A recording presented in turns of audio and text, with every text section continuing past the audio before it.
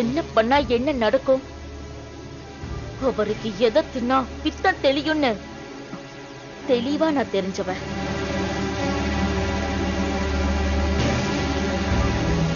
விட்டுடுங்க, நான் பாத்துக்கிறேன்.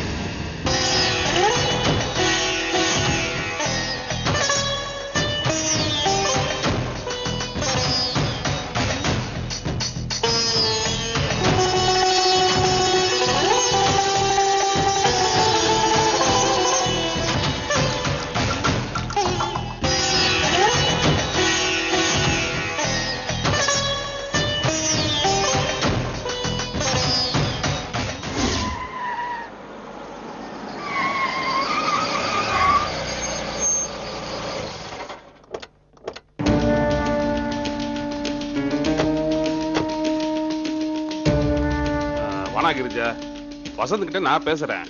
தேவையில்லாம அந்த பொண்ணு மேல கம்ப்ளைண்ட் கொடுக்க வேண்டாம். இதெல்லாம் சாதாரணமா பேசி தீர்த்துக்கிற விஷயமா? போலீஸ் வரைக்கும் போக வேண்டாமா? யாரு உங்க தம்பி சொன்னா கேக்குறவரா? நீங்க எங்க கூட இல்ல, அதனாலதான் அவர் என்ன பேசுறாரு ஏது பேசுறாருன்னு உங்களுக்கு தெரியல. காதால கேட்க முடியாத வார்த்தைகள் எல்லாம் பொதுவா வச்சுக்கிட்டே சொல்றாரு. யார் என்ன சொன்னா எனக்கு என்ன, நான் அவ கூட தான் வாழ்வேன்னு சொல்லி அடம் பிடிக்கிறாரு. எல்லாரையும் வச்சுக்கிட்டு நான் வேணுமா அவ வேணுமான்னு கேட்டதுக்கு கொஞ்சம் கூட யோசிக்காம ரெண்டு பேருமே வேணும்னு சொல்றாரு. அந்த நிமிஷத்துல எனக்கு உடம்பெல்லாம் எப்படி கூசி போச்சு தெரியுமா? அவள பொம்பளையே இல்ல மாமா, நான் அவர் மனைவி மாமா. அவ மனைவி மாதிரி. உங்க தம்பிய பத்தி உங்களுக்கு பெருசா தெரியாது, ஏன்னா நீங்க அவர் கூட வளர்ந்தவர் தான். ஆனா நான் அவர் கூட வாழ்ந்துட்டு இருக்கவ, அவரை பத்தி நல்லாவே தெரியும். போலீஸ் கூப்பிட்டு விசாரிச்சாதான் என் மேல அவருக்கு ஒரு பயம் வரும். இதுக்கு மேல அவ வீட்டு பக்கம் போக கூடாதுன்ற நினைப்பு வரும். பேசாம வாங்க மாமா. கிரிஜா கிரிஜா கிரிஜா வேண்டாமா, நீ வேற. கிரிஜா சொன்னா கேளுமா. கிரிஜா மாமா கம்ப்ளைண்ட் கொடுங்க. வேண்டாம் கிரிஜா. மாமா ப்ளீஸ் கொடுங்க. இந்தா சார் ஒரு கம்ப்ளைண்ட் கொடுக்கணும். மேடம் இருக்காங்க, போய் கொடுங்க. Thank you. வாங்க மாமா. Madam good morning. ஒரு கம்ப்ளைண்ட் தரணும். உட்காருங்க.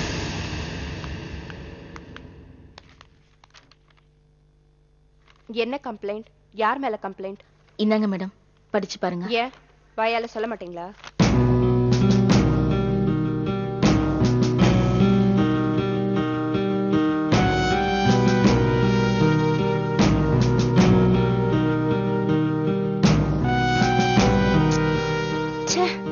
ஒரு நாளைக்கு எத்தனை கள்ளக்காதல் கேஸ் தான் வரும்?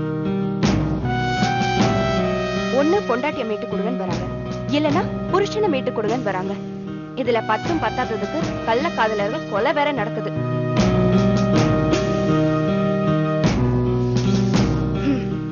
சரி சொல்லுங்க, இப்ப நான் என்ன பண்ணணும்? உங்க புருஷனை வர வச்சு பேசணுமா, இல்ல அந்த பொண்ணை வர வச்சு பேசணுமா? மேடம் நீங்க எது பண்ணாலும் ஓகே மேடம். நாங்க கௌரவமான குடும்பத்தை சேர்ந்தவங்க. என் தம்பி பொண்டாட்டி பேர் வெளியில வராம இருந்தா போதும். எது உங்க கௌரவமான குடும்பம்? எங்க அப்பா கங்காதர் பெரிய பில்டர். மிஸ்டர் கங்காதரனோட மகனா நீங்க? ஆமா மேடம். அப்போ மிஸ்டர் தீபக் என்னோட கடைசி தம்பி.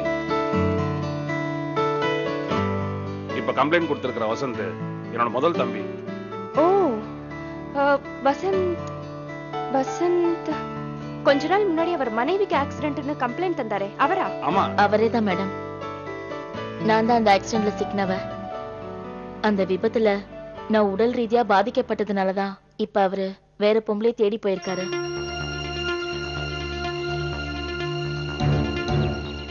மிஸ்டர் தீபக்கும் அவர் வைஃப் மீராவும் எனக்கு ரொம்ப வேண்டப்பட்டவங்க. சரி நான் பாத்துக்கிறேன் இந்த விஷயத்தை.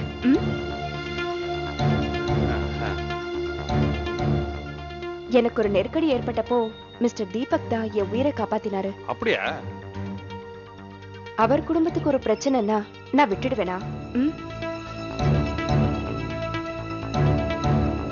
அந்த பொண்ணை உண்டு இல்லைன்னு பண்ணி உங்க புருஷனை உங்களோட சேர்த்து வைக்கிறது ஏன் பொறுப்பு, போதுமா?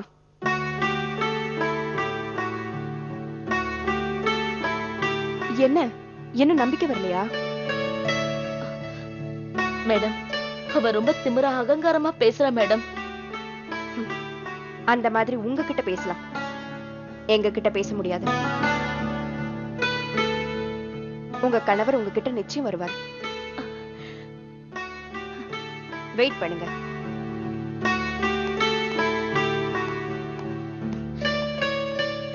என்னமோ பயந்தீங்க. பாத்தீங்களா மாமா, இன்ஸ்பெக்டர் நமக்கு தெரிஞ்சவங்களா போயிட்டாங்க. இருந்தாலும் இந்த விஷயம் தெரிஞ்சா வசந்த் என்ன பண்ணுவானோன்னு பயமா இருக்கு.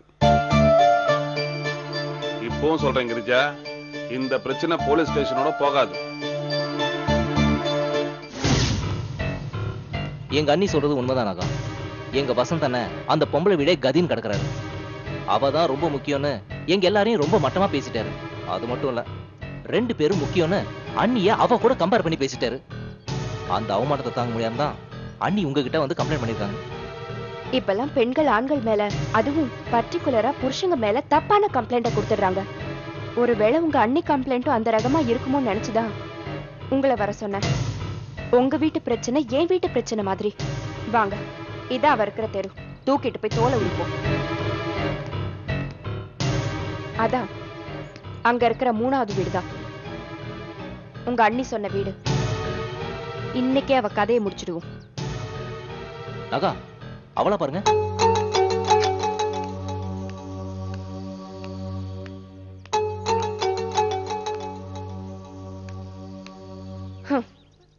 இவ கெட்டப்ப பார்த்தாலே இவ்வளவுதான் இருக்கணும். வெயிட் பண்ணுவோம். நீங்க வாங்க தீபக்.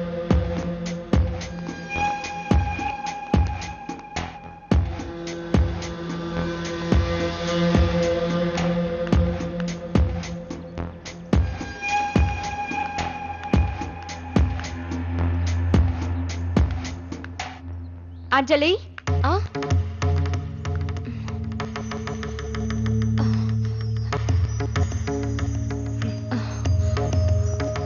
நான் சொல்லல இவளாதான் இருக்குன்னு? இவளேதான்.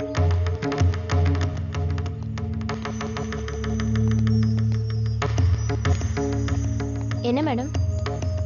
உனக்கும் இவங்க அண்ணன் வசந்துக்கும் என்ன தொடர்பு? என்னம்மா பாக்குற? உனக்கும் அந்த வசந்துக்கும் என்ன தொடர்பு? அவரு எனக்கு தெரியும், அவ்வளவுதான்.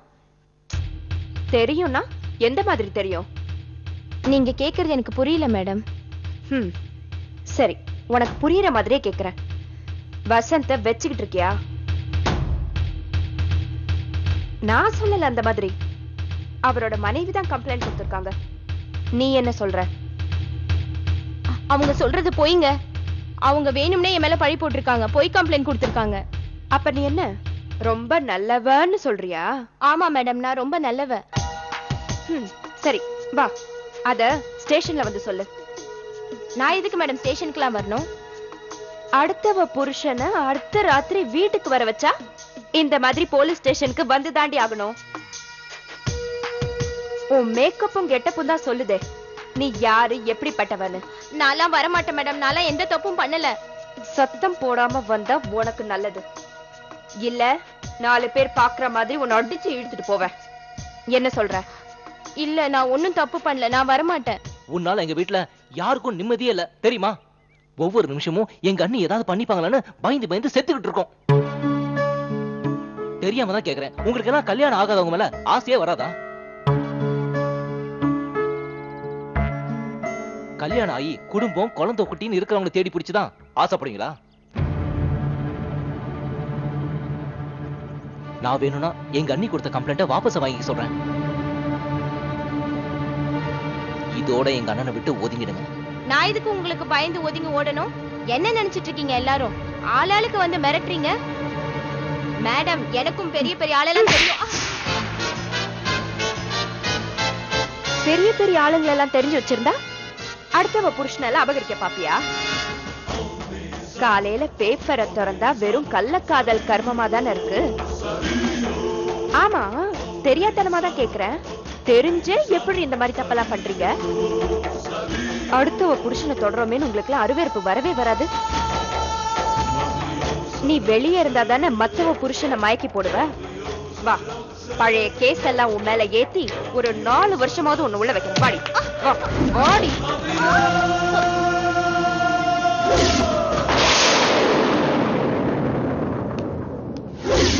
என்னடி முறைக்கிற? நீ அவங்க ஃபேமிலியோட தாய பாஸ் விளையாடுவ, அவங்க உன் மேல கம்ப்ளைண்ட் கொடுக்காம புருஷனை விட்டு கொடுக்கணுமா? ஆமா, நாங்கெல்லாம் இல்லன்னா உங்களுக்கு இன்னும் கொண்டாட்டம் இல்ல? வேண்டாம் மேடம், விட்டுடுங்க. இதெல்லாம் உங்களுக்கு நல்லதுக்கு இல்ல. என்ன? யாருக்கு நல்லதுல? யாருக்கு நல்லதுல? சொல்லுடி, யாருக்கு நல்லதுல? யாருக்கு நல்லதுல? சொல்லு. எந்திரி, சொல்லு. யாருக்கு நல்லதுல? யாருக்கு நல்லதுல? உனக்கு நல்லது இல்லையா? எனக்கு நல்லது இல்லையா?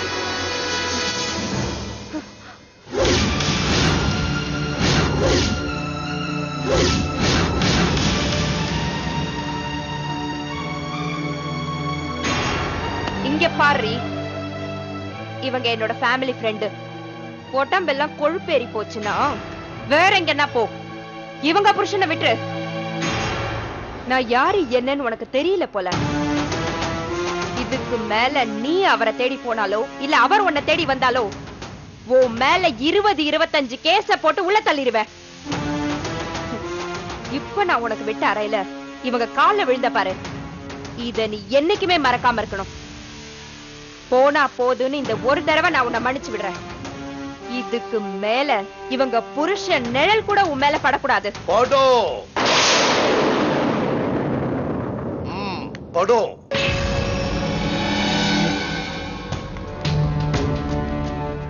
இதுக்கப்புறமும் இவங்க புருஷன் நிழல் இவ மேல படும்.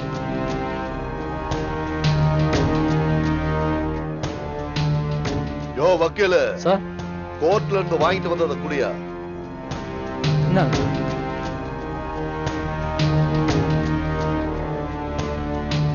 இது ரொம்ப சாதாரண கேஸ், அதனால நீங்க மன்னிச்செல்லாம் அனுப்ப வேண்டாம்.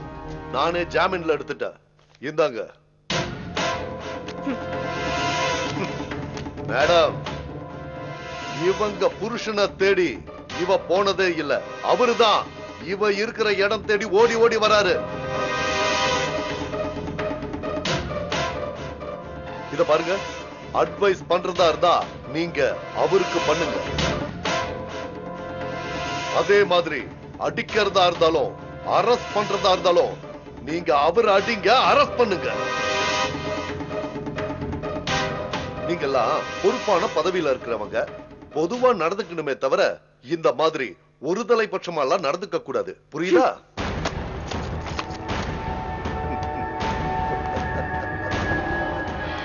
இப்படி வா.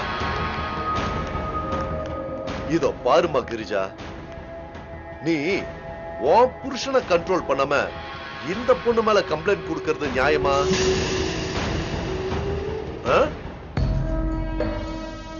தப்ப உன் மேல வச்சுக்கிட்டு தெருவுல போறவன் வரவங்க மேல எல்லாம் ஸ்டேஷனுக்கு கூட்டிட்டு வந்து கம்ப்ளைண்ட் பண்றது நியாயமா?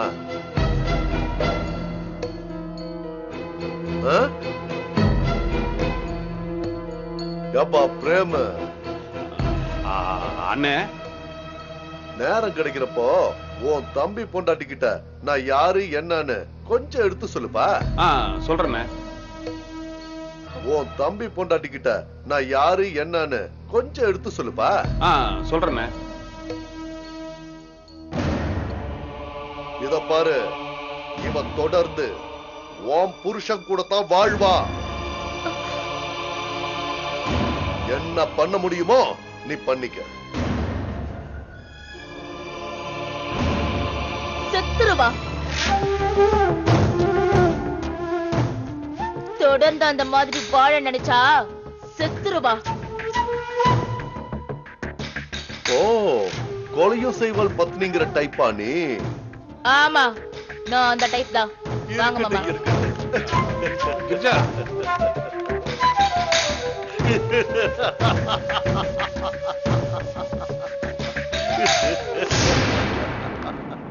அப்போ நாங்க வரட்டுமா மேடம்?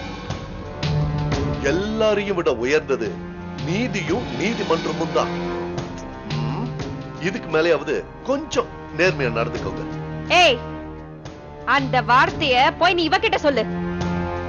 மாடிய வாடகைக்கு விடுற மாதிரி பாடிய வாடகைக்கு விடுறா. இவளை பார்த்து நீ நேர்மையா நடந்துக்க சொல்லியா? இங்க பாரு, ஏதோ இந்த துரை வந்து காப்பாத்திட்டாருன்னு ரொம்ப சந்தோஷப்பட்டுக்காத. எனக்கும் சில நெகட்டிவ் ரூல்ஸ் தெரியும். கிரிஜா சொல்லிட்டு போனதை கேட்டல, திரும்பவும் அவ புருஷன் மேல ஆசை வச்ச செத்துருவியாம். செத்து தொலைக்காம போய் நல்ல விதமா வாழ பாரு. பா. ஆமா ஆமா.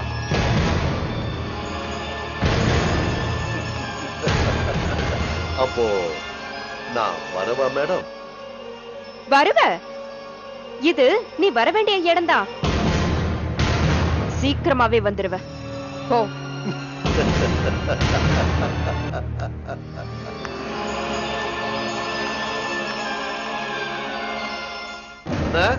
தம்பி வா. ஏன் உள்ள வரமாட்டேன்னு சொல்லிட்டீங்க? ஆட நீ வேற தம்பி, இதே ஸ்டேஷன்ல தான் என்ன தூக்கி உள்ள உட்கார வச்சாங்க. மறுபடியும் வந்தா பழசெல்லாம் ஞாபகத்துக்கு வருமானு தான் நான் இங்கே இருந்துட்டேன்.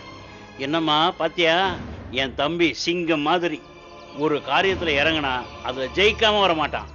சரி வா போலாம், போற வழியில டிராப் பண்ணிடுறேன். அட போங்க சார், கிரிஜா தேவையில்லாம என்ன கொண்டு வந்து போலீஸ் ஸ்டேஷன்ல உட்கார வச்சா. கிரிஜாவை சும்மா விடக்கூடாது சார். ஆட போலீஸ் ஸ்டேஷனுக்கு போறத கௌரவ குறைச்சலாம் நினைச்சதெல்லாம் அந்த காலம். இப்பெல்லாம் சர்வ சாதாரணமா ஸ்டேஷனுக்கு போயிட்டு வராங்க. அதெல்லாம் போய் பெருசா பேசிக்கிட்டு. தெரிஞ்சோ தெரியாமலோ அந்த கிரிஜா கால்ல நான் விழுந்து தொலைச்சிட்டேன். நினைச்சா எனக்கு அசிங்கமாவும் இருக்கு, ஆத்திரமாவும் இருக்கு. அவளை பழி வாங்கணும் சார்.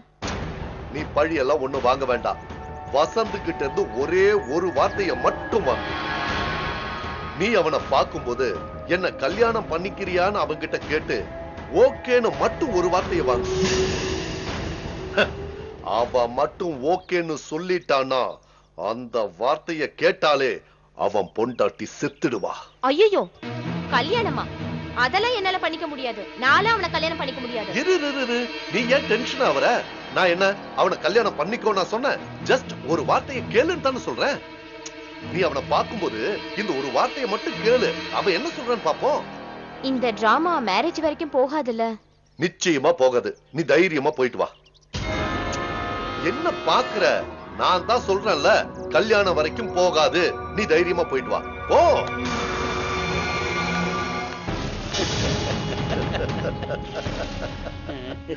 பைத்தியக்காரி, என்ன நல்லவனு நம்பி நான் சொன்னதெல்லாம் நம்பிட்டு போறா. ஏனா தம்பி, நீ சொல்றத பார்த்தா இவள கல்யாணம் வரைக்கும் கொண்டு போக போறியா? இல்லன்னு கருமாதி வரைக்கும் கொண்டு போக போறேன். இவ ரொம்ப நாளைக்கு உயிரோட இருக்க மாட்டான்னு.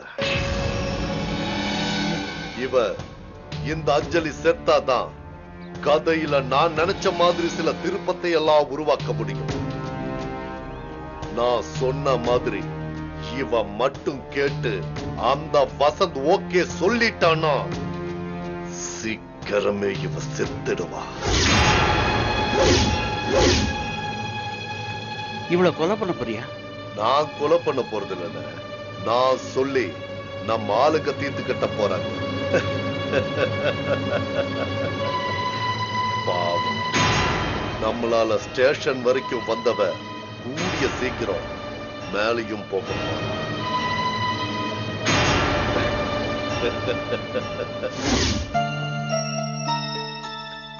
நீங்க எதுக்கு கிரிஜாவோட ஸ்டேஷன் போனீங்க?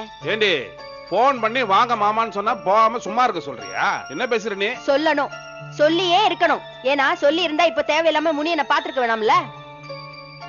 உங்க தொம்பி கொழுப்பு எடுத்து போய் எவ பின்னாடியோ சுத்துற விஷயம் என் சித்தி என்னட்ட எப்பயோ சொல்லிட்டாங்க. அத நான் உங்ககிட்ட சொன்னேனா? அடிப்பாவி, இந்த கர்மம் உனக்கு முன்னாடி தெரிஞ்சு போச்சா? நல்லா தெரியுங்க. அதையே நான் உங்ககிட்ட சொல்லல. நம்மளுக்கே எம்புட்டோ பிரச்சனை இருக்கு. நமக்கு எதுக்கு மத்தவங்க கதை? நமக்கு எதுக்கு மத்தவங்க பிரச்சனைன்னு தான் சொல்லாம விட்டுட்டேன். எதிரி மத்தவங்க கதை? எது தேவையில்லாத பிரச்சனை? அடிச்சு பல்லெல்லாம் உடைச்சிருவேன். ஏய் வசந்த் என் தம்பி, கிரிஜா என் தம்பி பொண்டாட்டி. அவங்களுக்கு ஒரு பிரச்சனைனா நான் போய் நிக்கணும். அப்பதான் நாளைக்கு எனக்கு எதனா பிரச்சனைனா அவங்க வந்து நிப்பாங்க. இந்த பாரு நிலவேணி, தனக்காக யோசிக்கிறது தப்பே இல்ல. ஆனா தனக்காக மட்டும் யோசிக்கிறது தான் மிகப்பெரிய தப்பு. இந்த பாரு, போலீஸ்க்கு போலான்னு கிரிஜா என்கிட்ட சொன்னது எனக்கு ரொம்ப நியாயமா தெரிஞ்சிச்சு. அதனால தான் போனேன். நீங்க கிரிஜாவோட ஸ்டேஷன் போன விஷயம் உங்க தம்பிக்கு தெரிஞ்சா அவர் சும்மா இருப்பாரா? கோவப்பட மாட்டாரு? ஐயா ஆமா, நான் இந்த பாயிண்டே யோசிக்கலையே. இதுக்கு தாங்க பெண் புத்தி பின் புத்தின்னு சொல்றது. நீங்க எல்லாம் மேலோட்டமா பாப்பீங்க, நாங்க நல்லா ஆழமா ஆராய்ந்து யோசிப்போம். சரிங்க, நடக்கிறது நடக்கட்டும், வரும்போது பாத்துக்கலாம். நமக்கு எதுக்கு மத்தவங்க பேச்சு? மாசம் பிறந்துருச்சு, சித்தி எப்படியும் வாடகை கேட்பாங்க, அட்வான்ஸும் கேட்பாங்க. பணத்துக்கு ஏதாவது ஏற்பாடு பண்ணிருக்கீங்களா?